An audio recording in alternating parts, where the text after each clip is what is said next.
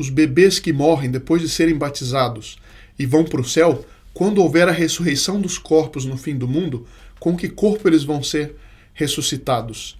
Com o corpo de bebê? Essa é uma pergunta. Outra pergunta, qual é a gravidade e a consequência do pecado de pornografia? Essas e outras perguntas e comentários que nós veremos hoje na nossa sexta-feira de perguntas e respostas. Meu nome é Daniel Martins, este é o canal dos Santos Anjos.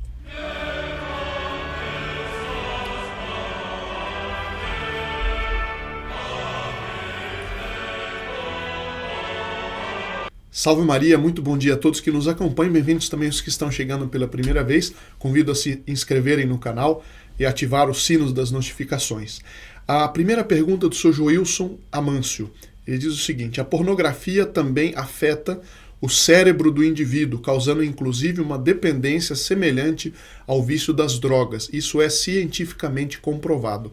É isso mesmo, o Sr. Joilson está bem descrito aqui. Eu queria realçar alguns pontos deste pecado. Muitas pessoas me perguntam, nós já fizemos alguns vídeos mais extensos, hoje eu queria apenas fazer um pequeno resumo e realçar alguns aspectos que eu não tratei antes. Primeiro o seguinte, qual é a origem da palavra pornografia?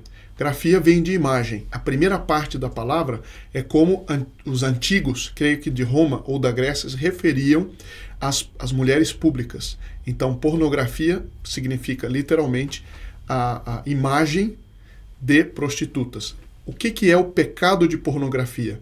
É buscar voluntariamente ou demorar voluntariamente a vista em imagens obscenas com a finalidade de obter o deleite sexual. Evidentemente aqui que é o deleite sexual fora do casamento, contra a lei de Deus, etc. Isso vale para livros, isso vale para peças de teatro, isso vale para conversas obscenas, piadas obscenas, vídeos, filmes, etc. Então, tudo aquilo que a pessoa procura com o fim de despertar em si o deleite sexual.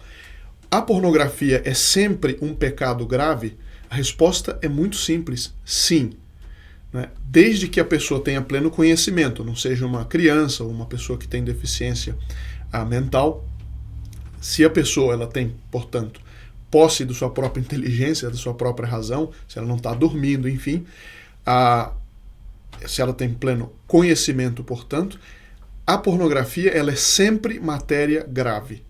A pessoa buscar isso com o objetivo de obter para si esse deleite sexual ilegítimo é sempre um pecado grave. Subverte a ordem posta por Deus na criação. E aqui tem uma explicação de Santo Tomás de Aquino que é muito interessante. A pessoa que peca de pornografia, o pecado de pornografia, é um pecado evidentemente contra o sexto e o nono mandamento da lei de Deus, e é um pecado contra a virtude da temperança. A virtude da temperança. O que é a virtude da temperança? É aquela virtude que, como o nome diz, tempera as demais. Ela coloca o equilíbrio na vida. Então, São Tomás de Aquino explica que há no homem, como nós sabemos, o instinto de conservação. Todos nós temos o instinto de conservação. Quando a gente está próximo de um precipício, a gente sente a gente tem aquela vertigem porque a gente se sente próximo da morte.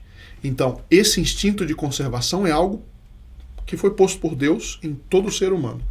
Esse instinto de conservação, segundo Santo Tomás de Aquino e segundo vários autores, ele é duplo. Existe o instinto de conservação pessoal, que se resume no comer e no beber. A pessoa ela busca a comida e busca a bebida para conservar a vida. E o instinto sexual, que é um instinto de conservação considerado coletivamente. É um instinto de conservação social, por onde a maior parte das pessoas é levada a se casar, a constituir família, a terem filhos, para a perpetuação da espécie humana, e foi assim que Deus criou. Tanto o instinto de conservação pessoal quanto o instinto de conservação social são criados por Deus, são postos por Deus. Agora, a gente vê, é muito mais fácil ver que uma pessoa que se embebeda, ela está pecando. Alguém vai dizer, não, mas Deus deu a boca para comer e beber. Qual que é o problema da pessoa se embebedar? Ela está utilizando uma função normal, e está subvertendo aquela função dada por Deus e indo contra a própria saúde. Assim também a pessoa que busca o deleite sexual fora do casamento, de qualquer forma que seja, o que acontece? Ela está subvertendo algo que de si é bom e é criado por Deus. Ela está abusando de uma função normal, que é a função posta por Deus no corpo humano da sexualidade, mas para ser exercida dentro de certos padrões, dentro de certas regras. Imagine também que, por um absurdo, alguém se revolta com o fato de que eu só vou comer pela boca. Não, então começa a tentar comer e beber pelo ouvido, né? Ela está subvertendo a ordem da natureza e, portanto, ela está indo contra aquilo que Deus criou. E por isso que é um pecado, não é um pecado, e um pecado grave, porque a pessoa peca contra o seu próprio corpo, assim como a bebedeira, a pessoa peca contra o seu próprio corpo e peca contra Deus, criador daquela função que ela está abusando. Nós já falamos em um vídeo anterior, e muitas pessoas comentaram, né, dizendo que confirmam isso, e é que a impureza, e sobretudo o vício, a pessoa que está continuamente fazendo isso, a impureza, ela obnubila, ou seja, ela coloca nuvens em frente da inteligência. Porque o instinto sexual é muito avassalador. Como ele vem sobretudo do tato, que é o menos, é o sentido menos nobre do ser humano, e nós explicamos isso no outro vídeo, porque é aquele que menos nos dá conhecimento da realidade, menos alimenta a nossa inteligência, em comparação, por exemplo, com o sentido da vista, que é o mais intelectivo de todos os sentidos. O ouvido, nós aprendemos muita coisa pelo ouvido, e por causa do pecado original, o tato, uma vez que a gente se escraviza aos vícios do tato, que é o caso do vício sexual, isso nos escraviza muito. E a matéria toma o domínio sobre a parte espiritual da alma. Por isso que uma pessoa que tem o vício da impureza, ela pode ser uma pessoa muito inteligente, pode até ser mais inteligente do que um santo. Mas se nós pegarmos eu repito o que eu disse no vídeo anterior para depois dar um outro aspecto. Então, duas pessoas com o mesmo grau de inteligência, uma tem o vício da impureza e a outra não tem, a que pratica a castidade vai ter um brilho muito maior de inteligência. Agora, outro aspecto que eu não tratei da outra vez é a monomania. Isso nós vemos no mundo de hoje. A monomania, a falta de castidade, a impureza, o vício da impureza e da pornografia criam uma coisa tremenda que é a monomania. Quem se deixa levar por esse vício dificilmente acha prazer em outras coisas da vida. Pode observar. Eu me lembro no colégio, né, que tinha os liderzinhos da bagunça, todos imorais e que queriam impor a imoralidade para todo mundo, né, e perseguiam quem não era imoral. A gente observava, ou eles estavam dormindo, porque não aguentavam ficar quietos, acordados, porque aí vinha o problema de consciência, ou eles estavam conversando, na maior parte dos casos, conversando sobre imoralidade, sobre pornografia, sobre os bailes noturnos que eles iam frequentar, né? Então, a impureza vira muito facilmente uma monomania. E o que acontece? A pessoa perde a capacidade de apreciar aquilo que Deus pôs e que torna a vida vivível nesse vale de lágrimas. Então, boas comidas, boas conversas, bons contatos, panoramas belíssimos, tudo isso a pessoa pode até continuar gostando, mas chama muito menos atenção do que normalmente chamaria. É um pouco como a droga. Uma pessoa que está viciada, ela, durante o uso da droga, ela acha aquela delícia, mas depois fica numa frustração contínua até a próxima dose. Assim também a impureza vira uma monomania. E, assim como também as drogas, dificilmente a pessoa fica numa droga leve.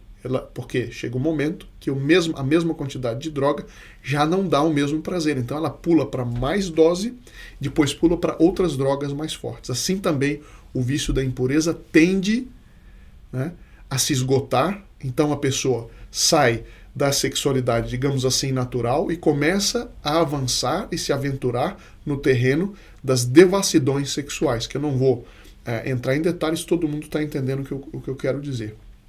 Então a gente vai, essa monomania, vai no colégio, conversa, imoralidade. Vai nos bares, imoralidade. Novelas, para poder atrair, o que elas têm? Continuamente imoralidades. Piadas, do que tratam em muitos casos, imoralidade. É a monomania. E a imoralidade é como o demônio. O demônio é sempre assim, ele promete a felicidade com o pecado, não dá e tira a felicidade que a pessoa tinha antes. A impureza é assim. Se lembra, tem uns poemas na língua portuguesa que fazem pensar nisso. Ah, que saudade que eu tenho da aurora da minha vida, da infância querida que os anos não trazem mais. Será que não era o poeta chorando a perda da inocência e a entrada nesse mundo monomaníaco da imoralidade? Pode ser, não sei historicamente se isso é assim. Agora, a pessoa que está dentro disso, só com muita oração e com muita devoção a Nossa Senhora que a pessoa pode sair disso. E depois que sair, permanecer na devoção. Muitas pessoas aqui, eu dou graças a Nossa Senhora e aos santos anjos por isso, muitas pessoas no canal me disseram, graças a este apostolado que eu deixei esse vício. E eu recomendo para elas, olha, graças a Deus, magnífica, mas cuidado, não ache que porque saiu do vício vai ser sempre fácil. Continue rezando e continue com devoção a Nossa Senhora. E quem nunca caiu nesse vício, continue na devoção, porque ninguém sozinho consegue aguentar. O vulcão da imoralidade é muito mais forte do que a nossa vontade. Agora, com a graça de Deus, aí sim é possível. Bom, o senhor Lucas pergunta, se uma criança, vamos mudar de assunto agora, se uma criança recém-batizada morre e vai para o céu, lá ela terá seu corpo físico como um bebê para sempre? Sr. Lucas, não. Quem explica isso, de acordo com a Escritura, etc., desculpa, é Santo Tomás de Aquino também. E eu vou deixar aqui no final a sugestão de um vídeo em que nós tratamos só sobre isso. Qual que é a idade e qual que é a beleza do corpo, uma vez que ele ressuscita no fim do mundo, né? E apenas para dar uma resposta rápida aqui, que o senhor pode ver com mais detalhes nesse vídeo, a pessoa ressuscita na plenitude da idade. Então, uma pessoa que morreu já muito velha, né, em que a beleza física já não está tão mais presente, na ressurreição, né, e eu estou falando aqui daqueles que ressuscitam para a eternidade no céu, os anjos, a Deus Nosso Senhor, através dos anjos, vai ressuscitar a pessoa na plenitude da idade, naquilo que seria a perfeição da idade. Alguém vai dizer, mas como isso é possível se a pessoa só viveu até ser bebê? Agora, quando a pessoa vai para o céu, tudo aquilo que era limitação que existia na Terra já não existe mais. E a alma daquele bebê, ao contrário do que era na Terra, vai ter o uso da razão, vai ter o uso do amor, né? Vai ter a visão de Deus face a face, e quando a pessoa for ressuscitada, é o mesmo DNA e tudo mais, mas ali já na plenitude de sua idade. Alguém vai dizer, mas isso não é meio absurdo? Digo, bom, se até a ciência atual consegue, através, por exemplo, de células-tronco adultas, não estou falando das células-tronco embrionárias que são imorais, mas das células-tronco adultas, conseguem fazer certas curas, né, e a partir de uma célula-tronco desenvolver curas e órgãos, etc., quanto mais os anjos, quanto mais Deus Nosso Senhor. Ora, se a ressurreição já é um milagre desse tamanho, nada custa, né, para quem pode ressuscitar no que seria a plenitude da idade da pessoa, mas eu estou dando muito rapidamente, são temas muito complexos. Eu sugiro ver esse vídeo, o vídeo que nós fizemos. Dona Aparecida pergunta, boa tarde, gostaria de saber se podemos oferecer a Eucaristia para as almas de um falecido da família ou um filho falecido. É certo fazer isso? Sim, oferecer, quer dizer, as intenções da comunhão que eu recebo pelos falecidos não é só bom, mas é excelente. Nós temos visto ao longo dos vídeos vários santos místicos, revelações particulares, em que é uma das coisas que as almas do purgatório mais pedem quando aparecem é Santa Missa e oferecer a comunhão. Santa Missa e oferecer a comunhão. Portanto, a senhora está inteiramente certa. Senhor Patrick, ao final do vídeo foi mencionado salvar as almas do purgatório. Também sei da jaculatória as almas do purgatório. Jesus, Maria e José, eu vos amo, salvai almas. Não seria uma expressão equivocada este salvar, já que as almas já estão salvas? Caso refira-se a salvar do fogo, não seria mais apropriado utilizar outro termo para não confundir as pessoas? O senhor tem razão, se de fato a expressão for confundir, é melhor usar outra. Mas, de si, em si mesma, a expressão está correta, porque a pessoa foi salva de uma situação de sofrimento material e, sobretudo, da privação de Deus. E a salvação é quando a pessoa obtém a posse de Deus. Por isso que, em ambos os casos, a pessoa que salva sua alma, ou seja, ela morre em estado de graça, e a pessoa que se salva do purgatório, é correto dizer ela se salvou. Por quê? Porque ela obteve a posse de Deus. No caso da pessoa que morreu e vai para o purgatório, se salvou nesse sentido que ela não pode mais se perder. Mas do purgatório para o céu, a pessoa também se salva nesse sentido de que ela não tinha a posse de Deus, ela tinha a pena de dano, como nós temos visto ao longo dos vídeos, que é a ausência de Deus, e de repente ela está na presença de Deus por toda a eternidade. Então, é nesse sentido, a expressão de si está correta, mas eu concordo com o senhor que, se houver ambiguidade, é melhor explicar salvar do fogo do purgatório. Senhor Paulo, as santas almas do purgatório indo para o céu faz aumentar o número de almas que rezam pelas que ainda estão na terra? Sim, evidentemente que sim. E é uma das coisas que eu sempre insisto. As almas do purgatório já não podem mais pecar, e elas necessariamente serão muito gratas, uma vez que chegarem no céu, pelas almas que rezaram por elas. Então, a devoção às almas do purgatório é extremamente gratificante. E, inclusive, mesmo que a gente fizesse, não se deve fazer por interesse, mas ainda que a gente fizesse, digamos assim, apenas para pensar por mero interesse, seria o melhor negócio do mundo. Porque nós não temos a possibilidade de levar de sermos enganados ou de não sermos retribuídos, né?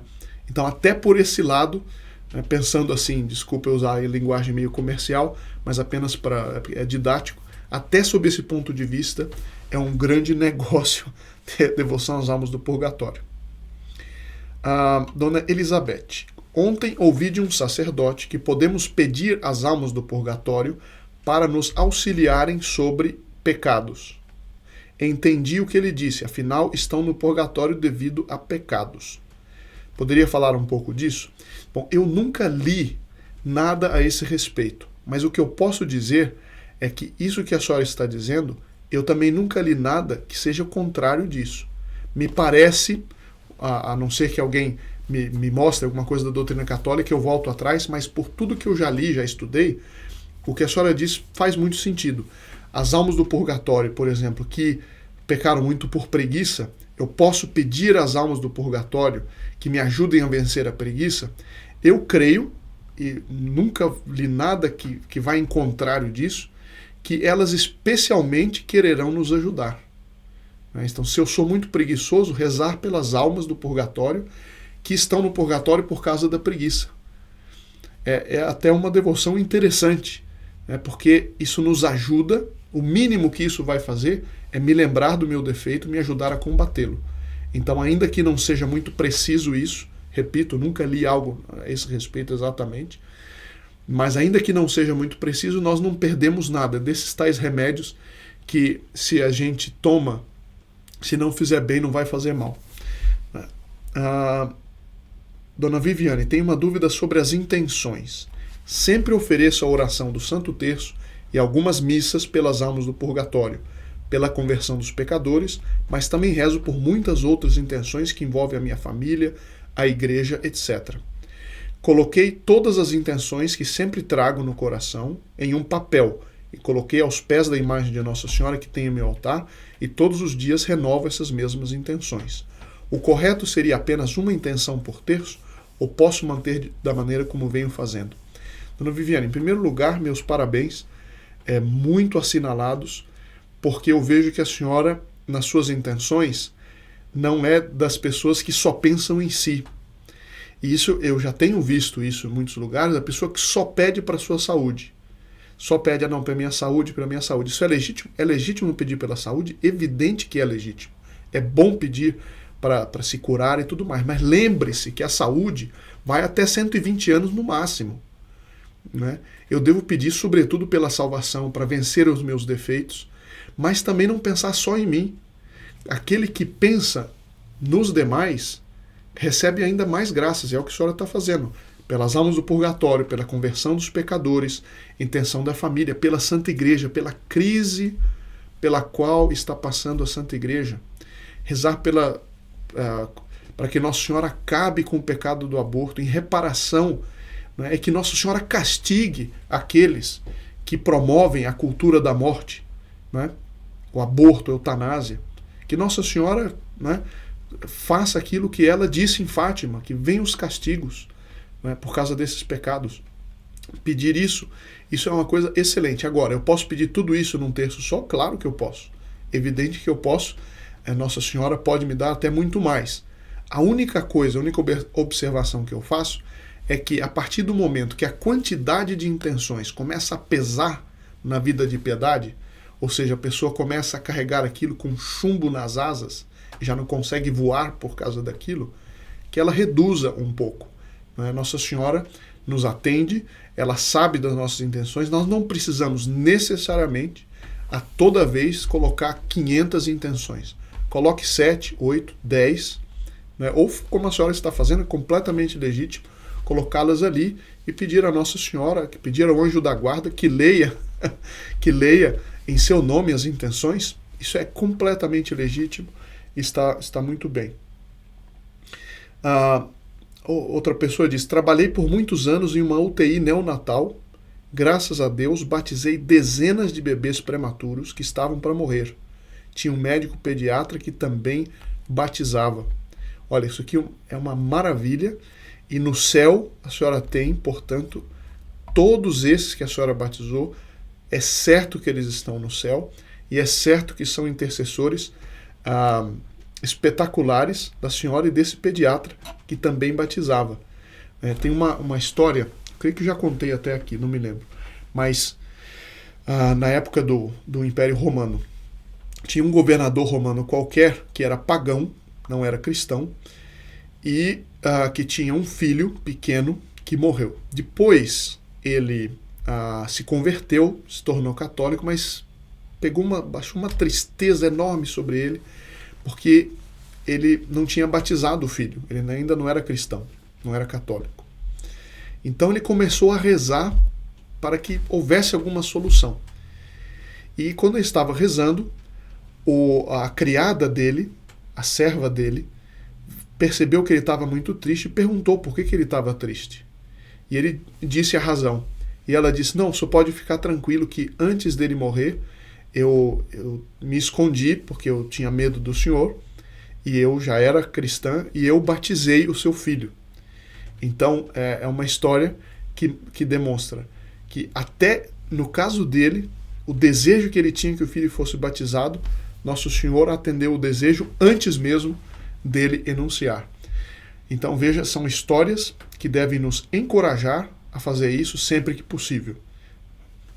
Espero que isso lhes ajude e nos vemos na próxima vez, se Deus quiser.